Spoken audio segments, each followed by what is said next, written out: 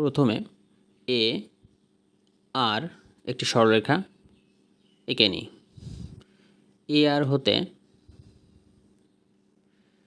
লম্বের দৈর্ঘ্য এইচ এর সমান দৈর্ঘ্য নিয়ে এ বিন্দু থেকে এ ডি সমান এইচ কেটে নিই।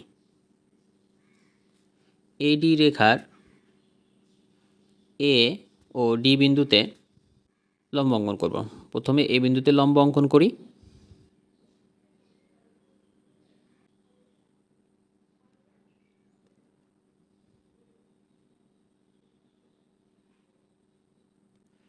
এই বিন্দুতে লম্ব অঙ্কন শেষ।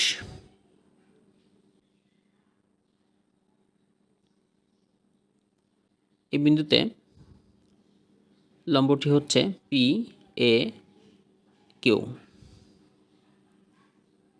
আবার ডি বিন্দুতে একইভাবে আমরা লম্ব অঙ্কন করব।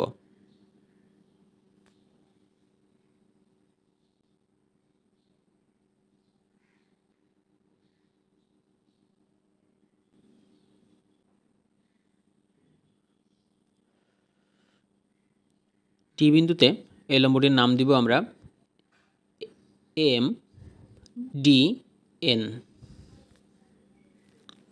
এবার পি কিউ রেখার এই বিন্দুতে এক্স কোণ এর সমান করে কোণটি অঙ্কন করি।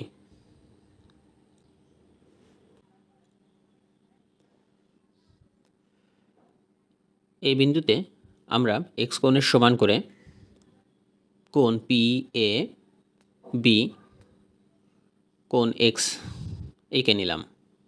একইভাবে আমরা ওয়াই কোণের সমান করে এই বিন্দুতে কোণটি অঙ্কন করব।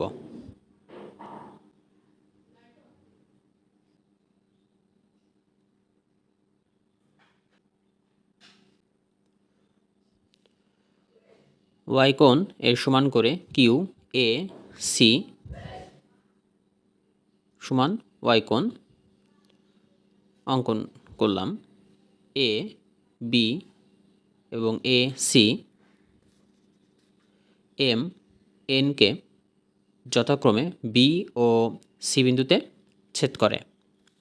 তাহলে এ বি সি উদ্দিষ্ট ত্রিভুজ।